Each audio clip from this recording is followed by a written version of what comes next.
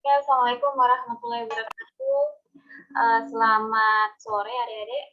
Untuk minggu ini kita belajar terkait dengan uh, bahan tambahan pangan ya. Minggu kemarin itu terkait dengan produk-produk olahan susu ya. Jadi di materi Ibu di minggu kemarin itu ada berapa jenis terkait dengan produk olahan susu ya, apakah ada juga yang berkaitan dengan produk olahan lokal ya. Oke, untuk minggu ini kita belajar terkait dengan bahan tambahan pangan ya. Jadi apa itu bahan tambahan pangan? Kenapa perlu kita mempelajari terkait hal itu ya? Oke, saya izin share screen.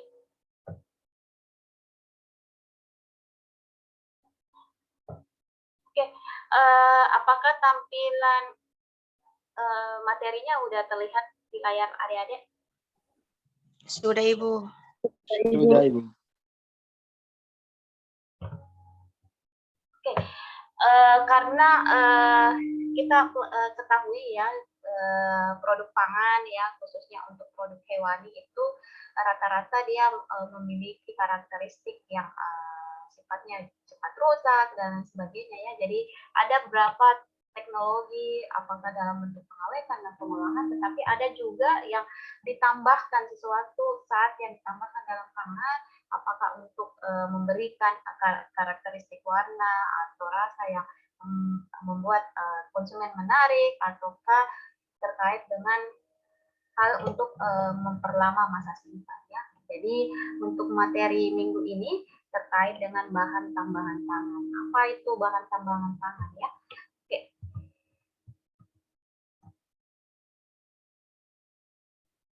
Yang perlu kita pelajari untuk agenda hari ini atau minggu ini terkait dengan landasan-landasan hukum atau dasar hukum yang berkaitan dengan keamanan pangan, terkait dengan pangan dan hal-hal yang berkaitan dengan konsumen ya. Karena kalau kita merujuk ya, artinya pangan ini sangat identik dengan konsumen atau manusia ya. Jadi bagaimana menyiapkan pangan yang dari segi kesehatan itu bisa dijamin ya untuk manusia ya. Jadi makanya ada semacam aturan atau dasar-dasar yang terkait dengan penggunaan zat-zat yang mungkin sifatnya berbahaya dan sebagainya. Terus yang kedua itu terkait apa sih itu bahan tambahan pangan ya? Kenapa dalam produk olahan apakah produk hewani itu ada tambahan produk tambahan pangan ya? Kira-kira apa fungsi dan tujuan dari penambahan bahan tambahan pangan itu sendiri? Oke, untuk minggu ini berkaitan dengan garis besar hal ini ya. Kita lihat. Oke. Yang menjadi dasar hukum ya terkait kenapa perlu ya ada istilahnya kayak semacam perlindungan konsumen ya. Jadi yang pertama itu dasar hukumnya yang berkaitan dengan Undang-Undang Nomor 23 tahun 1992 ya, itu berkaitan dengan tentang kesehatan ya, karena kalau pangan kan identik dengan manusia. Jadi manusia memberikan apa sih dampak dari makanan yang bisa memberikan efek terhadap kesehatan ya. Terus yang kedua itu Undang-Undang Nomor 7 tahun 1996 itu berkaitan dengan pangan ya. Jadi segala aturan itu perlu ada aturan ya berkaitan dengan pangan dan kesehatan. Terus selanjutnya selain ada undang-undang ada di bawahnya itu terkait dengan peraturan pemerintah ya. Nomor 8 tahun 2004 itu berkaitan dengan keamanan mutu dan gizi pangan ya. Jadi produk yang kita hasilkan itu perlu pemerintah juga perlu mengatur ya berkaitan apakah bagaimana keamanannya, bagaimana mutu dan bagaimana terkait dengan gizinya ya. Terus yang keempat adalah terkait dengan peraturan Menteri Kesehatan nomor 1168 Menkes per 10 tahun 99. Jadi ini berkaitan terkait dengan penggunaan tambahan bahan pangan. Jadi segala aturan ya ataupun yang berkaitan dengan kesehatan, pangan, keamanan, mutu dan gizi itu harus ada aturan ya. Dan selain itu juga yang memberikan pengawasan itu juga yang pertama adalah Balai POM. Jadi skala pangan yang keluar maupun obat itu pasti ada, selalu ada pengawasan ya. Oke, kita lanjut ya. Jadi inilah dasar-dasar hukum ya, kenapa perlu kita berkaitan dengan pangan, keamanan, dan kesehatan. Oke, kita lihat ya bahan tambahan pangan ya. Jadi ada berapa definisi ya. Jadi yang ini bahwa bahan tambahan pangan adalah bahan atau campuran bahan yang secara alami bukan merupakan bagian dari bahan baku pangan, tetapi ditambahkan ke dalam pangan untuk mempengaruhi sifat atau bentuk pangan ya, antara lain seperti pewarna, pengawet, penyedap rasa, anti gumpal, pemucat, dan pengental. Jadi yang termasuk dalam bahan tambahan pangan itu yang biasa kita gunakan ya, misalkan penggunaan pewarna, pengawet, penyedap rasa, anti gumpal, pemucat, dan pengental. Jadi itu yang memberikan pengaruh sifat atau bentuk pangan itu sendiri. Jadi tapi pada umumnya ya biasa selalu diarahkan bagaimana menghasilkan suatu produk pangan yang menggunakan zat-zat yang sifatnya nabati ya, atau sifat-sifatnya organik ya, jadi bukan menggunakan bahan-bahan kimia. Tetapi kadang ada juga produsen ya memproduksi bahan pangan tetapi dia menggunakan zat-zat yang berbahaya bagi kesehatan. Jadi itulah kunci ya berkaitan dengan perlunya pengawasan ya terhadap produk-produk olahan ataukah apakah baik secara produk hewani maupun produk nabati ya, berkaitan dengan bagaimana menghasilkan atau keamanan mutu dari produk atau olahan ya bagi konsumen. Terus di sini juga ada yang menjelaskan bahwa bahan tambahan pangan atau aditif makanan juga diartikan sebagai bahan yang ditambahkan dan dicampurkan sewaktu pengolahan makanan untuk meningkatkan mutu. Jadi artinya suatu bahan yang ditambahkan dan dicampurkan sewaktu pengolahan makanan untuk meningkatkan mutu, misalkan memperpanjang masa simpan dan lain sebagainya. Terus yang ketiga, yang ini menurut Permenkes tahun 1988 bahwa yang dimaksud dengan bahan tambahan pangan itu adalah bahan yang biasanya tidak digunakan sebagai makanan dan biasanya bukan merupakan ingredient khas makanan, mempunyai atau tidak mempunyai nilai gizi yang dengan sengaja ditambahkan ke dalam makanan untuk maksud teknologi atau berkaitan dengan organoleptik pada pembuatan, pengolahan, penyiapan, pelakuan, pengepakan, pengepasan, penyimpanan, ataukah pengangkutan makanan untuk menghasilkan atau diharapkan menghasilkan secara langsung atau tidak langsung suatu komponen atau pengaruh sifat khas makanan tersebut. Misalkan kayak seperti ini ya, kadang kita mau memberikan warna hijau, kita biasa ada kadang menambahkan warna ya.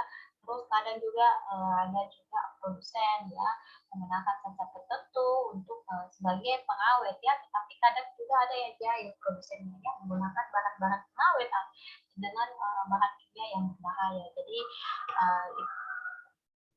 itu ya. Oke, selain ini ya, selain berapa definisi ini ada terkait dengan peraturan pemerintah nomor 8 tahun 2004 itu tentang keamanan mutu dan gizi pangan, disebutkan ya bahwa bahan tambahan pangan adalah bahan yang ditambahkan ke dalam makanan untuk mempengaruhi sifat atau bentuk pangan atau produk makanan. Jadi hampir sama semua ya. Jadi semuanya berkaitan bahwa bahan tambahan pangan itu bahan yang memang sengaja untuk ditambahkan, tidak memiliki kandungan gizi, tetapi dia memiliki tujuan ya untuk mempengaruhi sifat atau bentuk dari bahan tersebut. Jadi dari segi organoleptik bisa diterima oleh konsumen dan lain sebagainya ya. Oke, kalau menurut FAO di sini bahwa bahan tambahan pangan adalah senyawa yang sengaja ditambahkan ke dalam makanan dengan jumlah dan ukuran tertentu dan terlibat dalam proses pengolahan, pengemasan. Jadi di mana bahan ini berfungsi untuk memperbaiki warna, bentuk, cita rasa, dan tekstur, serta memperpanjang masa simpan dan bukan merupakan bahan ingredient utama. Jadi memang diberikan dalam jumlah yang sedikit, ya, dalam batas minimal, dan bahan tambahan pangan ini bukan merupakan bahan atau ingredient utama. Ya, misalkan kalau ingredient utama itu adalah daging ya, dan dia cuma ditambahkan dalam jumlah sedikit, dan tetapi tujuannya itu memberikan pengaruh ya terhadap karakteristik organoleptiknya, ataukah juga memberikan pengaruh terhadap masa simpannya ya. Jadi karena adanya teknologi ya, misalkan kalau pengolahan susu ya, kadang biasa kita mau memberikan cita rasa, kadang kita menggunakan zat warna ya, memberikan warna merah atau memberikan warna hijau ya, supaya memiliki karakteristik organoleptik yang lebih menarik ya. Tetapi ada batasan-batasan berapa kadar bahan tambahan pangan yang ditambahkan dalam bahan produk olahan ya. Oke, kita lihat ya. Jadi bahan tambahan pangan itu ada dua kelompok ya. Jadi aditif yang disengaja ataukah aditif yang tidak disengaja ya. Jadi aditif disengaja itu aditif yang diberikan dengan sengaja, dengan maksud dan tujuan tertentu, misalnya untuk meningkatkan konsistensi, nilai gizi, cita rasa, mengendalikan keasaman atau kebasahan, dan memantapkan bentuk dan rupa ya. Jadi hampir sama ya. Jadi gunanya untuk mengarah kepada perbaikan atau karakteristik dari organoleptiknya ya. Terus dari karakter aditif yang tidak sengaja itu berkaitan dengan aditif yang terdapat dalam makanan dalam proses kimia yang sangat kecil sebagai akibat dari proses pengolahannya. Jadi bila dilihat dari asalnya, aditif dapat bersumber dari alamiah, misalkan lecithin ya, dan dapat juga disintesis dari bahan kimia yang punya sifat serupa dengan bahan alamiah sejenisnya ya, baik dari susunan kimia maupun sifat metabolismenya ya, seperti asam askorbat ya. Jadi itu yang berkaitan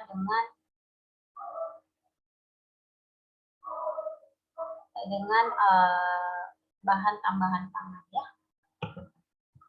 Oke, kita lihat ya di sini bahan tambahan pangan yang digunakan hanya dapat dibenarkan apabila ya. Jadi penggunaan bahan tambahan pangan ya biasa digunakan dengan tujuan apa ya. Jadi tujuannya itu dimaksudkan untuk mencapai masing-masing tujuan penggunaan dalam pengolahan. Terus yang kedua, tidak untuk menyembunyikan kadar pangan yang berkualitas rendah. Misalkan kalau makanan yang sudah basi atau makanan yang dari bahan baku yang biasa menggunakan bahan-bahan baku yang memang sudah tidak layak untuk dikonsumsi, nah itu tidak boleh ya. Terus yang ketiga, tidak digunakan untuk menyembunyikan penggunaan bahan yang salah atau yang tidak memenuhi persyaratan. Jadi itu terkait dengan batasan-batasan dalam penggunaan bahan tambahan pangan. Terus yang keempat, tidak digunakan untuk menyembunyikan kerusakan bahan pangan. Jadi penggunaan bahan tambahan pangan ini bukan untuk tujuan hal-hal yang sifatnya negatif ya. Jadi harus diperhatikan dalam penggunaan bahan tambahan pangan. Jadi makanya perlu adanya pengawasan terkait dengan produk olahannya. Jadi semakin canggih teknologi juga memberikan dampak yang buruk ya. Jadi berkaitan dengan keamanan dan kesehatan gitu dan lain sebagainya.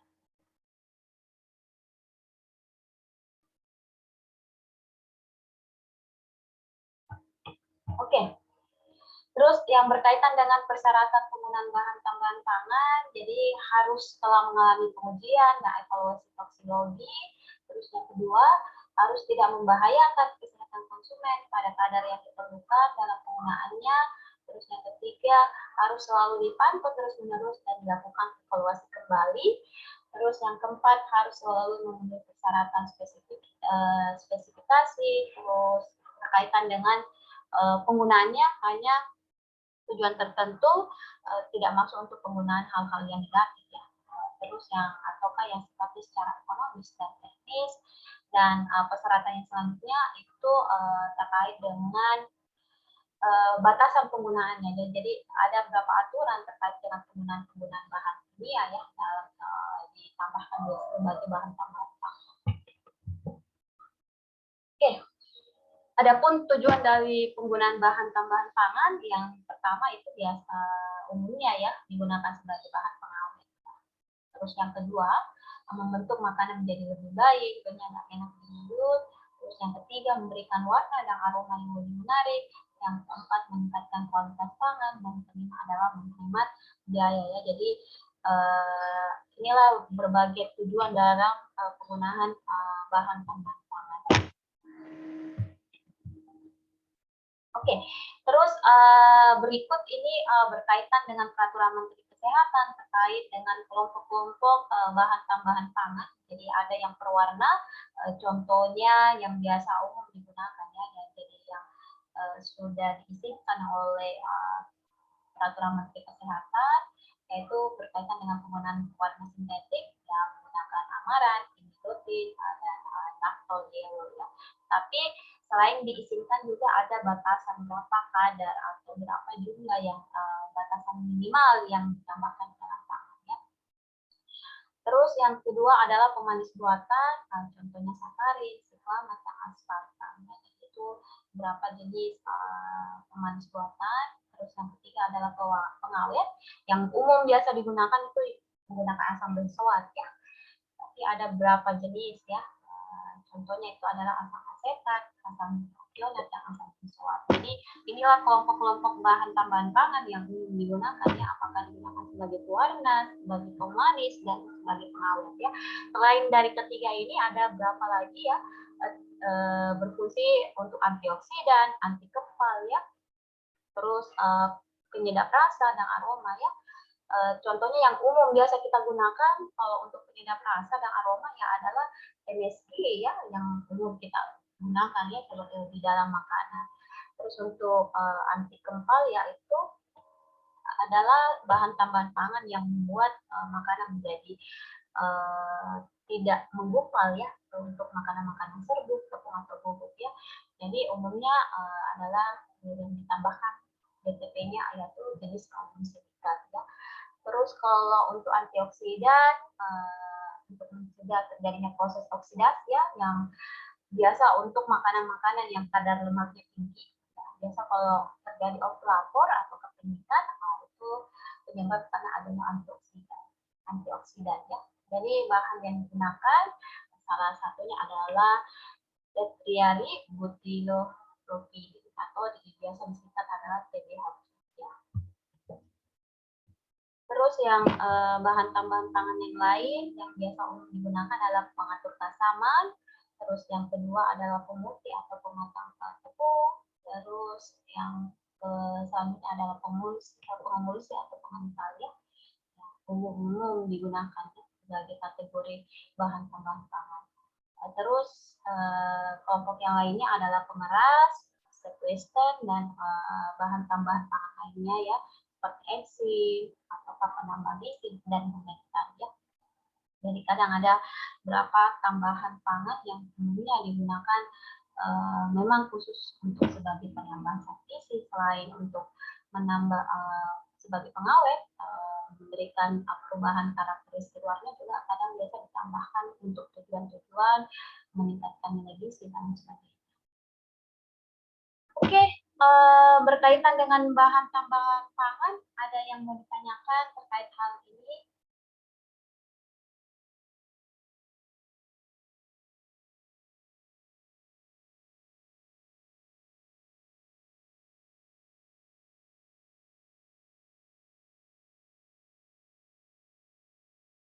Ada yang mau ditanyakan? Ada?